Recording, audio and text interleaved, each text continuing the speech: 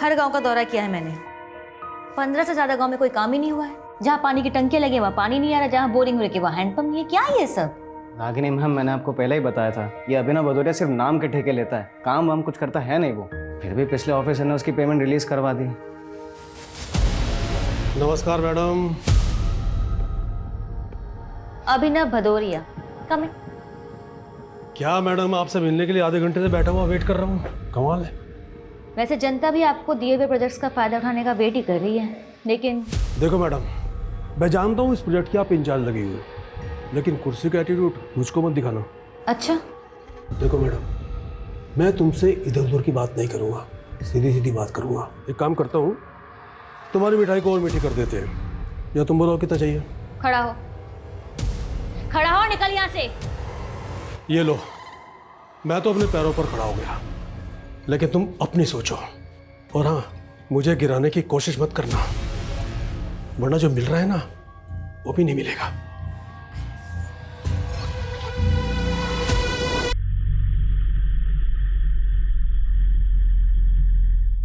लीजिए भैया।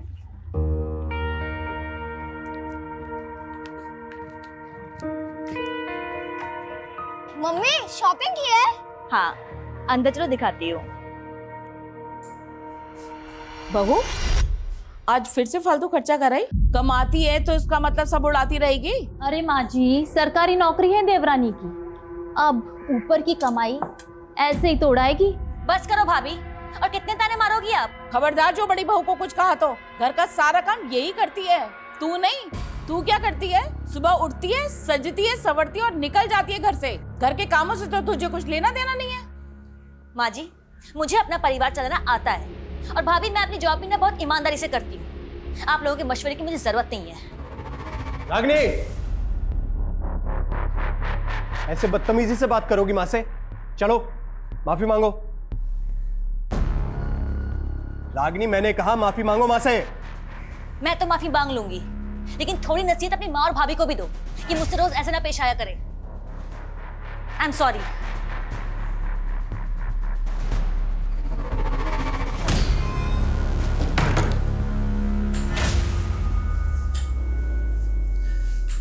रागिनी, मैंने तुम्हें बोला है ना, इनकी बातें एक कान से सुन के दूसरे कान से निकाल दिया करो।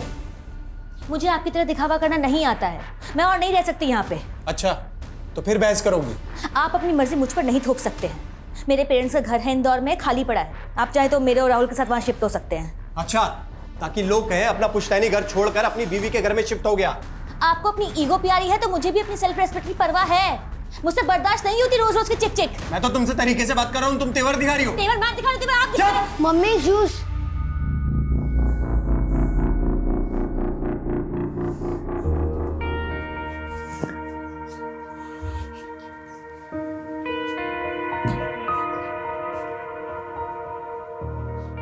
आप ऑफिस से थक के आए और सब आपके पीछे पड़ गए। मम्मी एक काम करो, आप ना मुझे चाय बनाना सिखा दो, तो कल से मैं आपको जूस के बजाय चाय बना कर दूंगा। तुझे इन सब चीजों की चिंता करने की जरूरत नहीं है, तो अपनी पढ़ाई पे ध्यान दे। हाँ मम्मी, आपका ध्यान भी तो मुझे ही रखना है ना।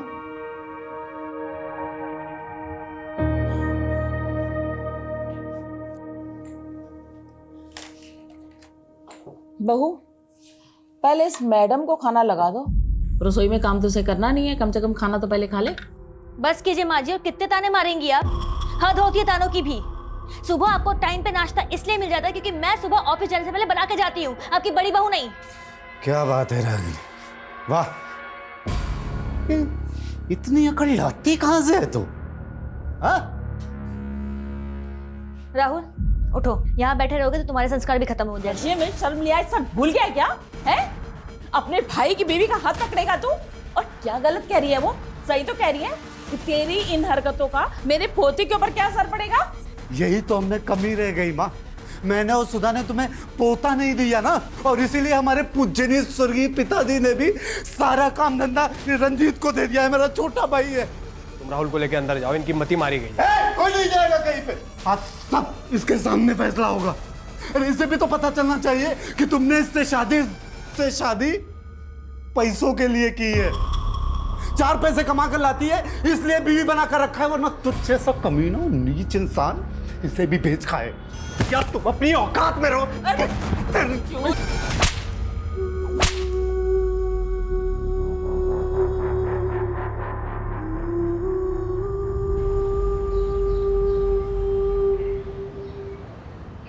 Happy birthday to you. Happy birthday, dear sir.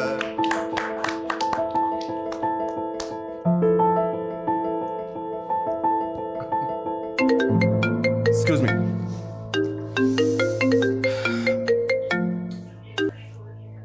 Hello, कौन? Happy birthday sir. Thank you so much, but I am sorry, मैंने आपको पहचाना नहीं। आपका वेल विशर बोल रहा हूँ, जल्दी आपको आपका बर्थडे गिफ्ट भी मिल जाएगा। पर आप हैं कौन? हेलो हेलो,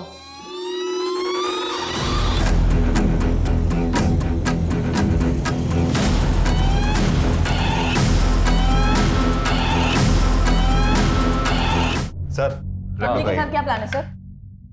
अरे तुम लोग तो जानते हो अपनी जॉब में प्लान कहाँ कर पाते हैं हम लोग कुछ भी। हाँ लेकिन वाइफ का ऑर्डर है, आज शाम को 7 बजे तक घर पहुंचना है। फिर तो पहुंच रही है। हेलो, कौन? सर बर्थडे गिफ्ट मिल गया आपको? कौन बोल रहा है? अरे सर अभी तो 1 घंटे पहले बताया था आपको गिफ्ट देने वाला हूँ, लगता है आपको पता नहीं चला। क्या? देवास के टाउन मार्केट में मैंने एक मर्डर किया है। व्हाट? तू है कौन और क्या बकवास कर रहा है? हेलो हेलो, खांसी भी काफी इरिटेटिंग होती है, अगले 24 घंटों में उसकी खांसी भी बंद कर दूंगा। दूसरा गिफ्ट होगा आपको। देख मेरी बात सुन। Hello hello, sir control room से फ़ोन था, देवास के टाउन एरिया में मर्डर हो गया है।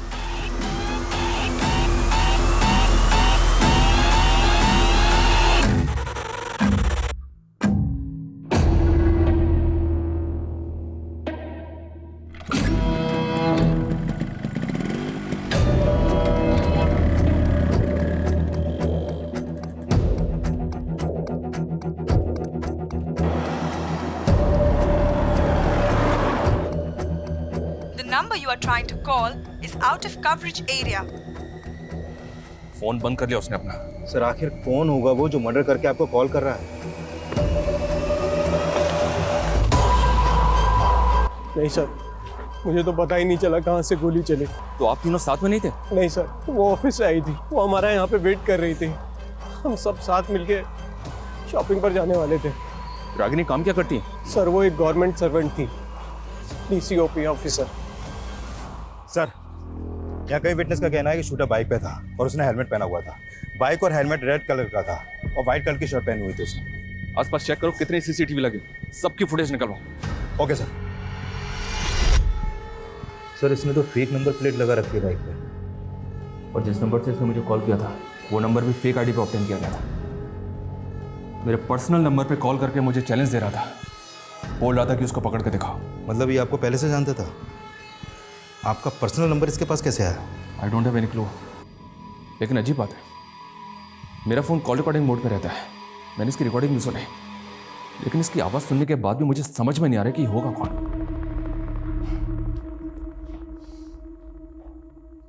खांसी भी काफी इरिटेटिंग होती है, अगले 24 घंटों में उसकी खांसी भी बंद कर दूंगा। दूसरा गिफ्ट होगा आपको। कोल्ड ब्लडेड मर्डर, बहुत कामली बोल गया, मर्डर कर दिया। सर रागिनी एक गवर्नमेंट एम्प्लॉय थी, हमें रागिनी के प्रोफेशनल और पर्सनल दोनों एंगल को इन्वेस्टिगेट करना होगा सर। लेकिन इस किलर को भी ट्रेस करना हमें। धमकी दे रहा था कि 24 घंटे के अंदर रिकॉर्ड तोहफा देगा मैं। सर इस किलर की बाइक जिस डायरेक्शन में गई है हम वहाँ के सारे CCTV स्कैन कर रहे हैं। इसने मुझे 2 बार कॉल किया। पहली कॉल के वक्त इसका फ़ोन MG रोड पर एक्टिव था और दूसरी कॉल इसने टाउन मार्केट से 2 किलोमीटर दूर अमुना रोड से की। उन दोनों एरिया में इंक्वायरी करो, पता करो इस होली का आदमी वहाँ किसी ने देखा था क्या। Okay sir.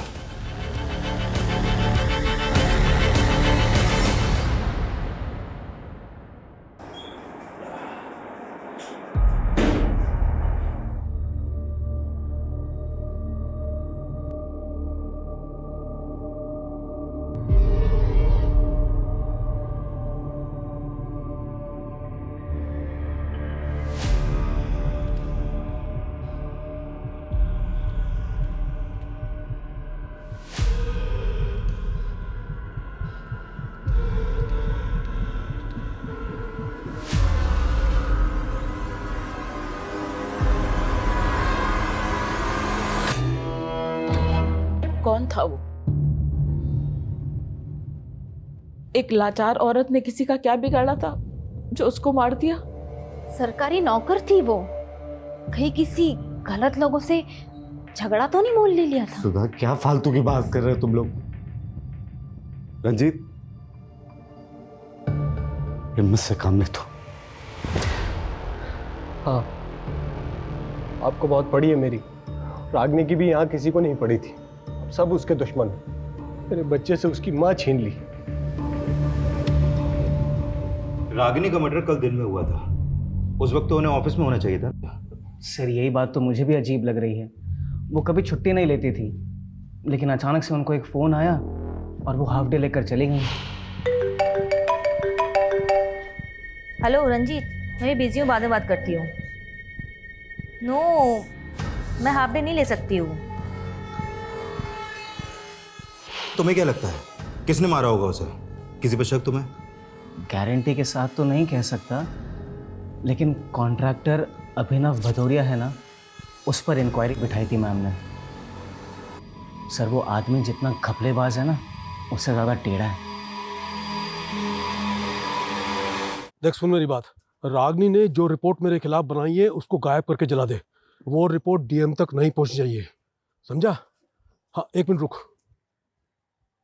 मेरा एक फोन आ रहा है, मैं बाद में बात करता हूँ। हेलो, अभिनव भदौरिया? हाँ बोल रहा हूँ। निशांत कौशिक, देवास थाने आ जाओ, कुछ इंक्वायरी करनी है तुम्हारे साथ। कैसी इंक्वायरी? डीओसीपी रागिनी सोनकर के मर्डर के सिलसिले में। इंस्पेक्टर, मैं इस समय रजोड़ा में हूँ, देवास आते आते शाम हो जाएगी। कोई बात नहीं, शाम को 7 बजे तक आ जाओ, वेट कर रहा हूँ तुम्हारा। ओके।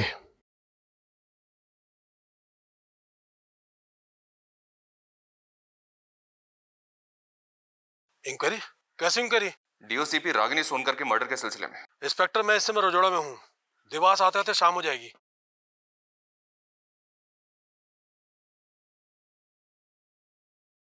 अरे सर, अभी तो 1 घंटे पहले बताया था। इंस्पेक्टर, मैं इस समय गिफ्ट रजोड़ा देने में वाला हूँ, हूँ। लगता है आपको पता नहीं चला। नहीं सर, अभिनव भदौरिया की आवाज़ उस कॉलर से मैच नहीं हो रही। हाँ, लेकिन इसका स्ट्रांग मोटिव है रागिनी को मरवाने का, और यह भी तो हो सकता है कि वो कॉलर इसी के इशारे पे काम कर रहा हो। उस कॉलर के बारे में कोई लीड? सर, देवास मार्केट के आगे के 2-3 सीसीटीवी में वो कैप्चर तो हुआ है, लेकिन फुटेज से कुछ खास पता नहीं चल पा रहा। और हम उन दोनों जगहों पर भी पूछताछ कर रहे हैं जहां से उसने आपको कॉल किया था, लेकिन वहां से भी अभी तक कोई क्लू नहीं मिला है सर। और सर, हमने अपना खबरी नेटवर्क की। सर, रागिनी की प्रिलिमिनरी पोस्टमार्टम और बैलिस्टिक रिपोर्ट्स है। 9mm पिस्टल से फायर किया गया था सर।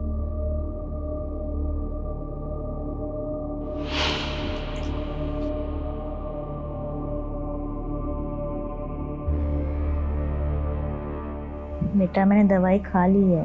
मम्मा, जब मुझे फीवर होता है तब आप मुझे दवाई खिलाते हो, पट्टी लगाते हो, तो मैं कैसे फटाफट ठीक हो जाता हूँ? वैसे आप भी अभी जल्दी ठीक हो जाओगी।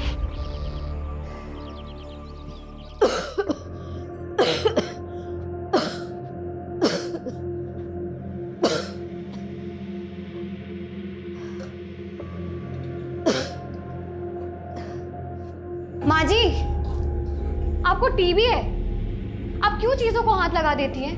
हमें भी फैल गया तो? सुनिए अपनी बीवी की बात। तो अगर नहीं चाहती कि मैं घर के किसी चीज को हाथ लगाऊं, तो मेरे कमरे में पानी का मटका क्यों नहीं रख देती? अरे आपको तो हर बात बुरी लगेगी ना। आपको जो चाहिए आपको अंदर मिल जाएगा, बस आप अपने कमरे से बाहर मत निकलना।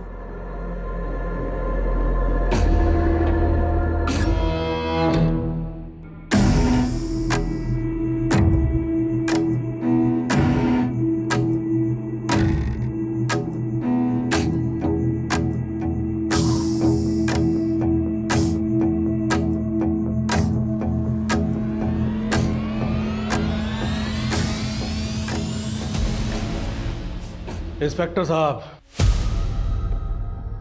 साहब, कल आपका बर्थडे था, तो मैंने सोचा कि अमोना की मिठाई लेकर चलता हूँ आपके लिए। ये लीजिए, लड्डू खाइए। ये लीजिए। तुझे कैसे पता कल बर्थडे था मेरा? इंस्पेक्टर साहब, मुझे मालूम है कि आप मेरी डिटेल निकलवाओगे, इसलिए मैंने भी आपके बारे में पता कर लिया। वैसे मेरे भी कुछ दोस्त हैं पुलिस में, और हाँ, जब भी मैं किसी से मिलने जाता हूँ ना पहली बार, तो उसके लिए ये मिठाई लेकर जाता हूँ। रागिनी की मौत से बहुत खुश दिख रहा है तू, इसलिए मिठाई बांटता फिर रहा है। कहीं ऐसा तो नहीं कि तू नहीं रहा? रागिनी का मर्डर करवा के मुझे क्या मिलेगा? कुछ नहीं। तेरे बारे में सब पता किया हमने। तू मिठाई के डिब्बों में रिश्वत भिजवाता है, लेकिन रागिनी ने तेरी इंक्वायरी बिठवा दी थी। इंस्पेक्टर अपनी इंक्वायरी पर ध्यान दे। मेरे खिलाफ कुछ मिला या ऐसे ही बज रहा है? बस एक बार सबूत हाथ लग जाए फिर अच्छी तरह से बचवाएंगे तुझे। अच्छा तेवर है, वाह। मेरे खिलाफ सबूत लेकर आ, और सुन, मेरा कुछ बिगड़ने वाला नहीं है, समझा? उस कॉलर की तरह इसके तेवर भी कुछ कम नहीं थे सर। ये भी चैलेंज करके गया। नजर रखो इसमें। सर, उस किलर ने आपका पहला कॉल एमजी रोड से ही किया था, और उसी दौरान रागिनी के पति रंजीत का फोन भी एमजी रोड पे ही एक्टिव था। क्या रंजीत का उस कॉलर से कनेक्शन? सर, कनेक्शन तो कुछ नहीं मिला है, लेकिन रंजीत ने रागिनी को एमजी रोड से कॉल करके देवास टाउन मार्केट बुलाया था। सर, मुझे तो लग रहा है कि उसने पर्पसली रागिनी को वहां पे बुलाया था। लेकिन रंजीत अपनी बीवी को क्यों मारेगा? क्या मोटिव हो सकता है उसका?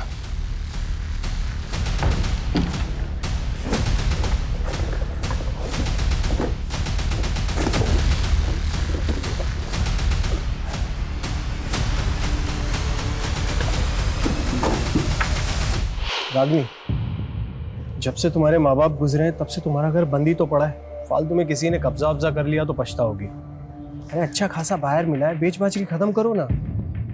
मैंने कितनी बार कहा है आपको कि मुझे वो घर नहीं बेचना है? मेरे पेरेंट्स की आखिरी निशानी है वो, और आप क्यों उस घर को बिकवाने पे तुले हुए हो? हाँ, जब देखो तब घर बेचना है, घर बेचना है, घर बेचना है। आज के बाद इस टॉपिक पे कोई बात नहीं होगी। पता नहीं क्या चल रहा है आपके मन में। जो मन में चल रहा था ना वो बता दिया। फालतू बोल के पारा मत चढ़ाओ मेरा। एक तो तुम जैसी लड़की से शादी की, जॉब करने दिया, ऊपर मेरे ही सर पे चढ़ोगी। माँ बिल्कुल ठीक बोलती है, तुम्हें ना जरूरत से ज्यादा छूट दे दी मैंने। क्या पुलिस स्टेशन?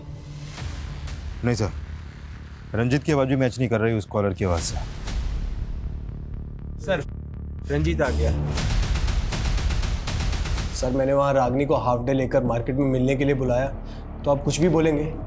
सर, वहाँ हम राहुल के बर्थडे पार्टी की शॉपिंग के लिए मिलने वाले थे। जिस दौरान तूने रागिनी को एमजी रोड से फोन किया था, उसी दौरान इस आदमी का फोन भी एमजी रोड पे एक्टिव था। इस आदमी का।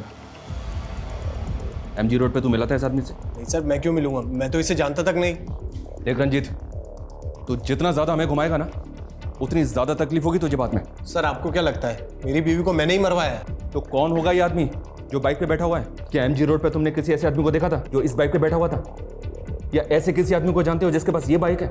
इस बाइक से, इस आदमी की कद काठी से कुछ भी याद आ रहा है तुम्हें तो बताओ। मैं सर मैं नहीं जानता इस आदमी को सर।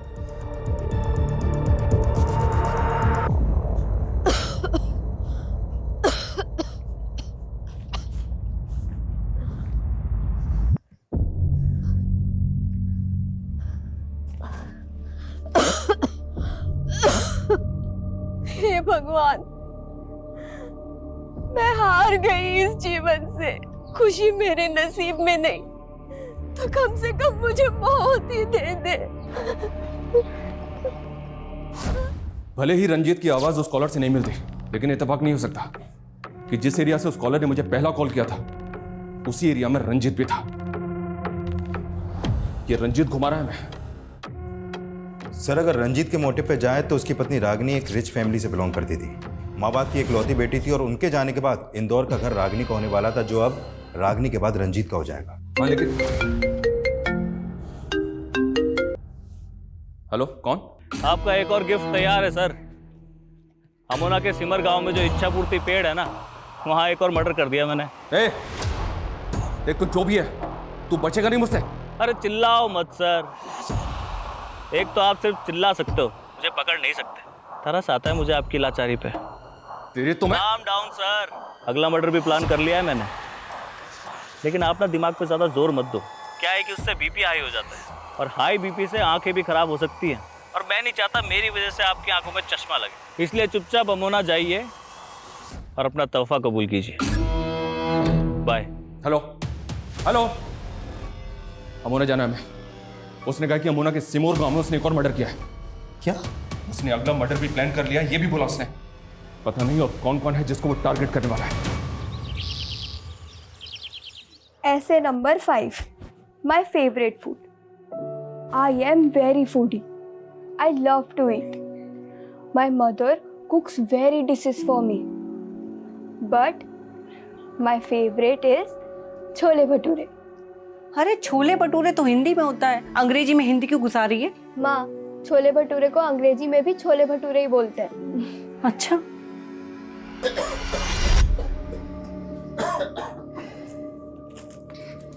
गीता देखो देखो मैं क्या लाया हूँ, तुम्हारे नए स्कूल के कपड़े।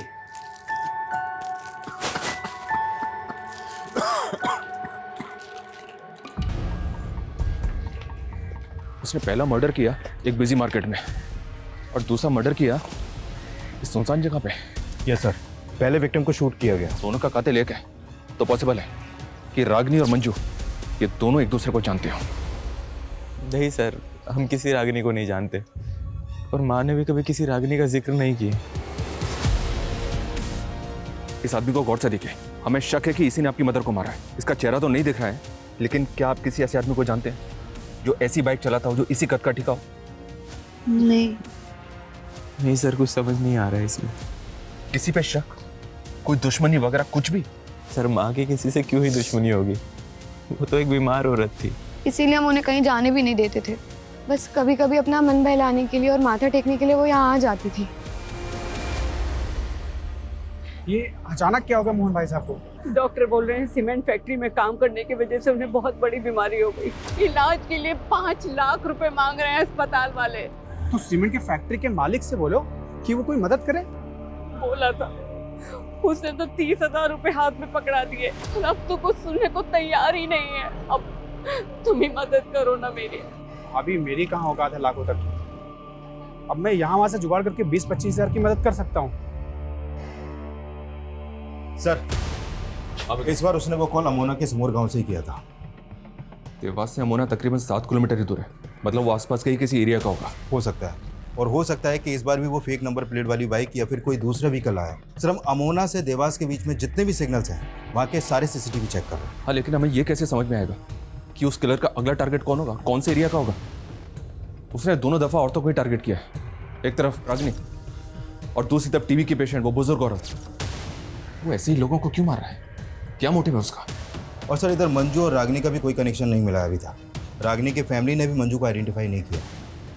सर, कहीं ये कोई सीरियल किलर? नहीं विकास, ये सीरियल किलर तो बिल्कुल भी नहीं है। ये फोन करके मुझे चैलेंज दे रहा है, कोई तो मोटिव है इसका। सर, अभिनव भदौरिया का मंजू से कोई कनेक्शन नहीं निकला सर। ये कॉल डेटा रिकॉर्ड से किया, अभिनव की है। एक नंबर बार बार रिफ्लेक्ट कर रहा है सर। रागिनी के जेठ अर्जुन का नंबर है। काफी सारी बातें होती हैं इनके बीच।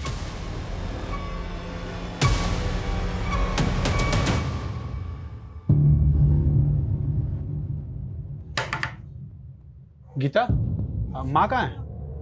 हॉस्पिटल, अभी आ ही रही हैं खाना लेने। मोहन भैया कैसे हैं भाभी? उनकी हालत बहुत नाजुक है और अभी तो पूरा पैसा भी नहीं हो पाया है इलाज का। मैं वही बताने आया था कि मैंने एक सरकारी आदमी का मालूम किया है, मोहन भैया के इलाज के खर्चे में वो रियायत दिला सकता है। कैसी रियायत? सरकार की स्कीम है कि सीमेंट फैक्ट्री में काम करने वाले मजदूरों का इलाज फ्री में होता है, और आपने जो पैसा जमा किया वो भी शायद वापस हो सकता है। ऐसा हो सकता है? हाँ, मोहन भैया के हॉस्पिटल के कागज लेकर के और उनकी सीमेंट फैक्ट्री वाली आईडी लेकर के शाम को मेरे साथ चलना, सरकारी आदमी से मिलवा दूंगा मैं। ठीक है। मैंने कहा ना, मेरा रागिनी के मर्डर से कोई लेना देना नहीं है। रागिनी के जेठ से क्या लेना देना है? मैंने कहा ना, कोई लेना देना नहीं है। अब बस, अब अगर और ज्यादा कर दिखाई ना तब। हाँ, मैंने रागिनी के जेठ को पैसे दिए थे। अनुभव भदौरिया ने मुझे लालच दी कि अगर वो रागिनी से उसका काम करवा दूंगा मैं, तो उसके बदले में मुझे ढेर सारे पैसे देगा। ऑटो ऑटो, एक गणेश नगर पे जाना। रागिनी, भैया आप यहाँ? देखो, मैं जो बात करने वाला हूँ वो हम घर में नहीं कर सकते थे। कैसी बात है? अभिनव भदौरिया मोटा पैसा दे रहा है, उसके काम में अड़चन मत डालो। आप होते कौन है मुझसे ये बात करने वाले? हाँ, अगर आप मेरे जेठ ना होते ना तो आपको अंदर करवा देती मैं। फिर रागिनी नहीं मानी तो तूने और अभिनव ने मिलकर उसको? नहीं सर, ऐसा कुछ भी नहीं है, मैं सही कह रहा हूँ, मैंने उसे नहीं मारा। बहुत गंदी चाल खेल रहे हो तुम रंजीत। एक तरफ रागिनी गई और दूसरी तरफ मेरे पति को अंदर कर दिया। क्या तुम सबकी जमीन जायदाद अकेले ही हड़पना चाहते हो? माफ करो भाभी, माँ जी आप क्यों चुप बैठी है? आप भी जानती है इसी ने मारा है रागिनी को। तेरा दिमाग खराब हो गया क्या? चुप कर।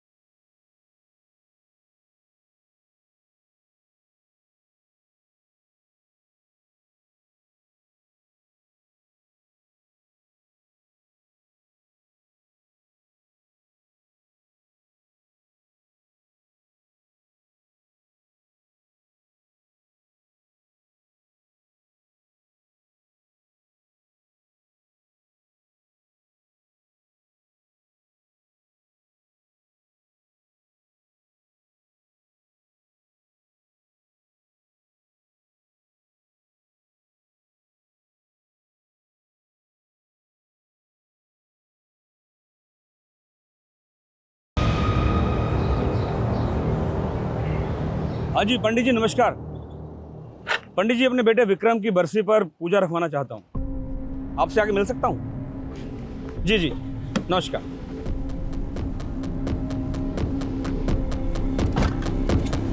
सर अर्जुन की इलेक्ट्रॉनिक वॉइस भी उस कॉलर की आवाज़ से मैच नहीं कर रही है।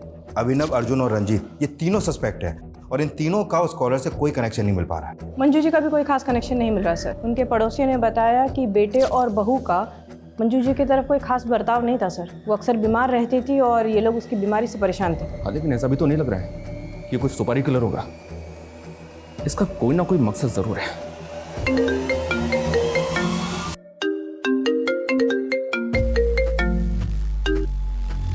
हेलो सर, कमलापुर के पंचायत भवन के पास एक तोहफा छोड़ा है आपके लिए। देख मेरी बात सुन। कुछ रह गया है आपके पास दिखाने को? पकड़ तो पाई नहीं मुझे। चलिए एक काम करते हैं, मैं ही आ जाता हूँ देवास वापस। वहां एक गलती सुधारनी है मुझे। गलती? हाँ, पकड़ सको तो पकड़ लो। हेलो मैं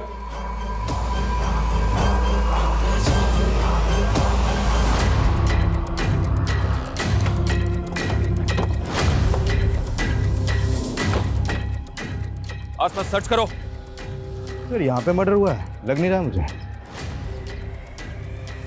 विकास, पंचायत भवन में बात करो, पता करो क्या उन्होंने किसी ऐसे लड़कों को देखा है जिसका हुलिया उस कॉलर के हुलिये से मैच करता है। सर गो फास्ट।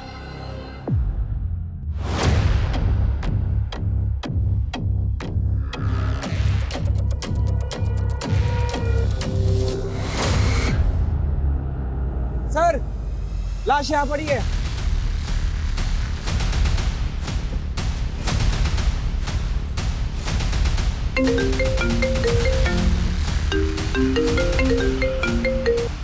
हाँ बोलो। सर इस बार उसका फोन देवास के एसएम रोड पर एक्टिव था सर। वो बोल रहा था कि देवास वापस आ रहे हैं, जबकि ऑलरेडी देवास में था। और एक बात सर, ये रंजीत भी गायब है सर। इसका फोन भी बंद आ रहा है। मुझे शुरू से ही लग रहा है उस कॉलर का रंजीत से कोई कनेक्शन है। इस रंजीत के बारे में सब कुछ पता करो। Okay sir. सर विक्टिम का नाम कन्हैया सिंह है, कमलापुर का सरपंच था ये।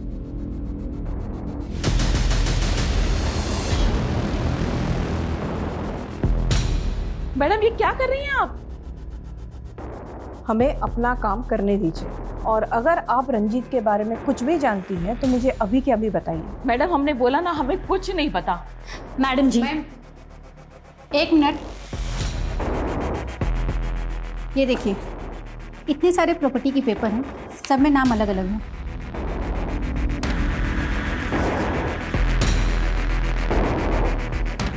ये रंजीत ज्वेलर है ना?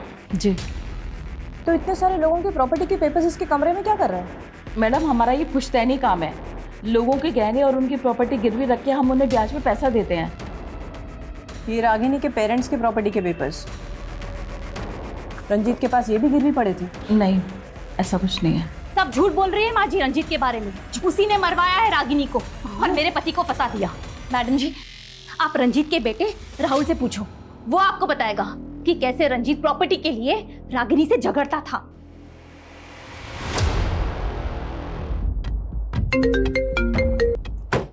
हेलो, कौन?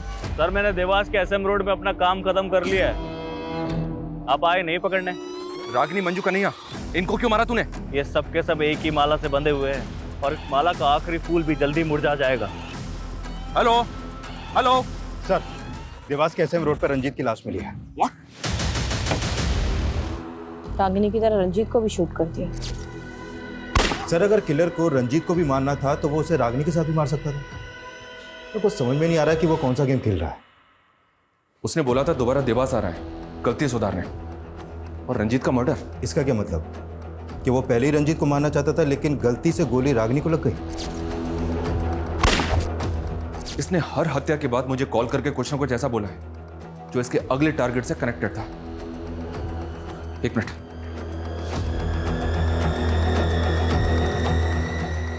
ये सुनो। खांसी भी काफी इरिटेटिंग होती है। और सेकंड विक्टिम मंजू थे, टीबी पेशेंट। उसके मर्डर के बाद उसने कहा अगला मर्डर भी प्लान कर लिया है मैंने, लेकिन आप ना दिमाग पे ज्यादा जोर मत दो। क्या है कि उससे बीपी हाई हो जाता है और हाई बीपी से आंखें भी खराब हो सकती हैं और मैं नहीं चाहता मेरी वजह से आपकी आंखों में चश्मा लगे। थर्ड विक्टिम का नहीं है। तो फिर सर उसने आखिरी कॉल में क्या कहा जो हमें अगले टारगेट का हिंट थे? ये सब के सब एक ही माला से बंधे हुए हैं और इस माला का आखिरी फूल भी जल्दी मुरझा जाएगा। माला और फूल? माला और फूल? यस, माला और फूल। लेकिन सर इससे कैसे पता चलेगा कि वो किसको मारने वाला है?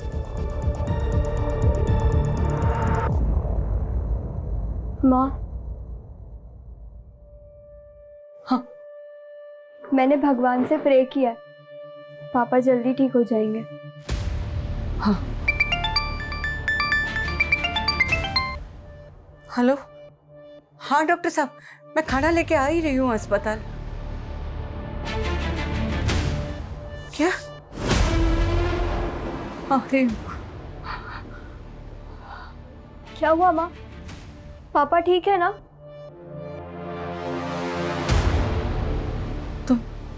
तुम ही रहो, मैं रिक्शा लेकर आती हूँ।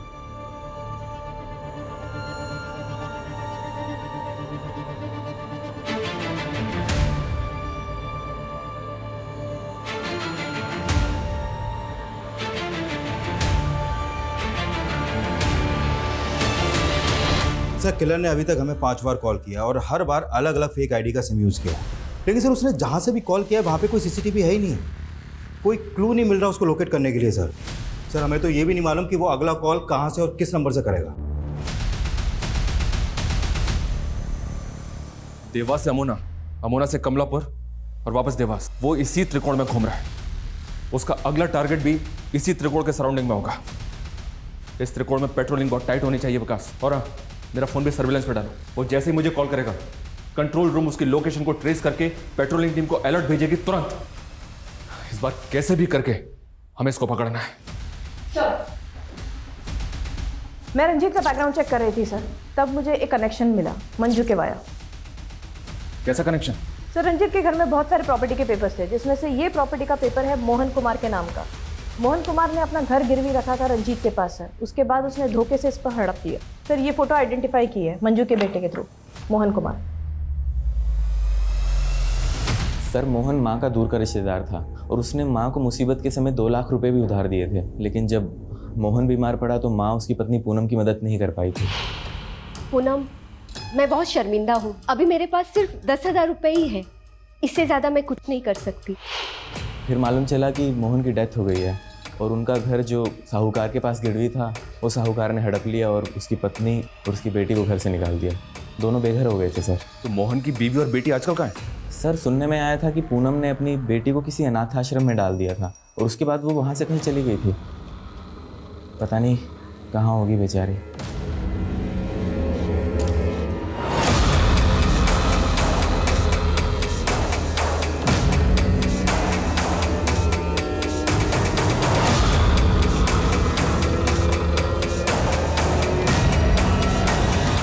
सर, पूनम 2 साल पहले गीता को एक अनाथ आश्रम में छोड़ के गई थी और करीब 6 महीने पहले इंदौर की एक फैमिली ने गीता को वहां से अडॉप्ट किया था। पूनम की फैमिली के बेघर होने के पीछे मंजू एक वजह है।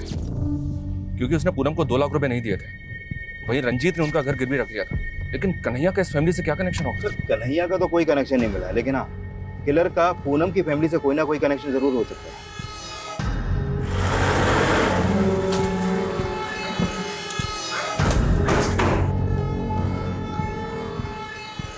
क्या हो गया बेटा? हाँ, कहीं घूमने जाना है तो मैं देखता हूँ। जी कहिए। आपसे कुछ बात करनी है।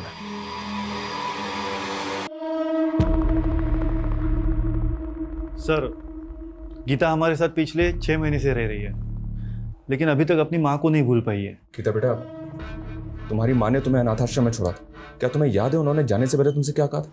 कहाँ गई थी? सर, जब से वो आदमी यहाँ आके गया है ना, तब से ही कुछ ज्यादा ही सदमे में रहने लग गई है।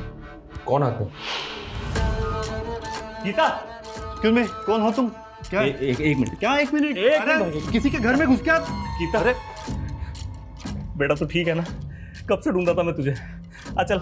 अरे ऐसे कैसे लेके जा सकते हो किसी को किसी के घर से? गीता उससे डर रही थी सर, इसीलिए हमने उसे घर से बाहर निकाल दिया।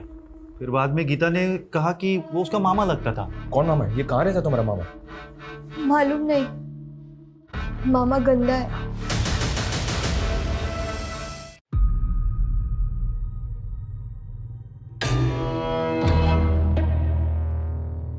सर, इसकी कद काठी और बाइक तो उसी किलर से मैच हो रहा है।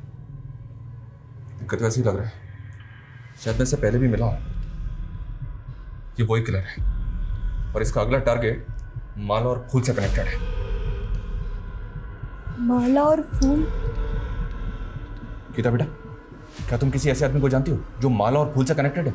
माला वाले अंकल मेरे पापा के दोस्त हैं। कौन माला वाले अंकल?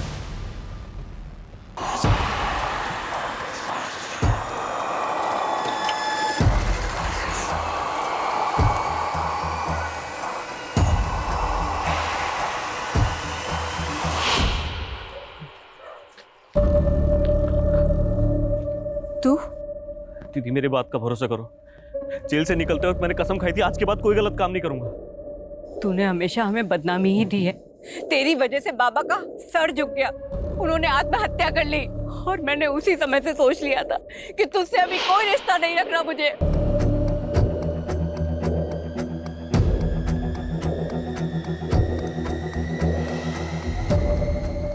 शरद! पुष्कर, रुक जा। शूट मत करना वरना मैं तुझे शूट कर दूंगा। हिलना मत। पुष्कर रोक।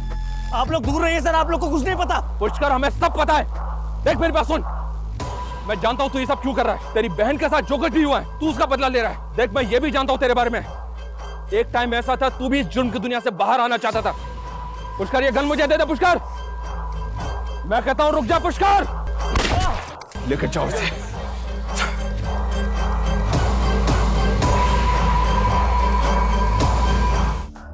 उठ। पुष्कर सिंह, बहुत तरक्की कर ली तूने। मर्डरर? सर, पिछली बार जब आपने मुझे जेल में डाला था ना, मैंने कसम खाई थी आज के बाद कोई गलत काम नहीं करूंगा। पर जेल से बाहर निकलने के बाद मैं क्या देखता हूं, मेरी बहन के साथ इतनी नाइंसाफी। मेरे जीजा बीमार क्या हुए, उस बुढ़िया मंजू ने घर से 2 लाख रुपए मार लिया। उसके बाद उस रंजीत ने मेरे जीजू के मरने के बाद घर हड़प लिया। और शरद ने मेरी बहन की मजबूरी का फायदा उठाया उस कन्हैया के साथ। उससे भी जब उसका जी नहीं भरा तो उसने मेरी बहन को कहीं बेच दिया।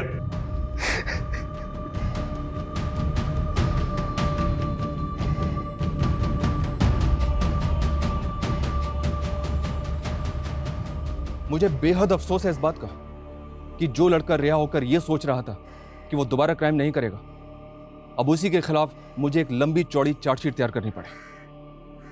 पुष्कर का वो बयान भी सही निकला कि उसकी बहन पूनम शरद के द्वारा एक ह्यूमन ट्रैफिकिंग गैंग को बेची गई थी। शरद अभी न्यायिक हिरासत में है, लेकिन निराशा मुझे इस बात की है कि पुष्कर जैसे कई हताश लोग अक्सर गुनाहों के रास्ते पे निकल जाते हैं, जिसका सॉल्यूशन यही है कि आप जुर्म के खिलाफ अपनी चुप्पी को तोड़िए, हमारे पास आइए, क्योंकि जुर्म के खिलाफ लड़ाई हम सब की है। क्योंकि सिर्फ पूनम ही नहीं पूनम जैसे लाखों विक्टिम्स आज भी गुनाहों के ऐसे अंधकार में खोए हुए हैं जहां से उनके अपने, गीता जैसे उनके कई रिश्तेदार सालों से उन गुमशुदा लोगों का इंतजार कर रहे हैं।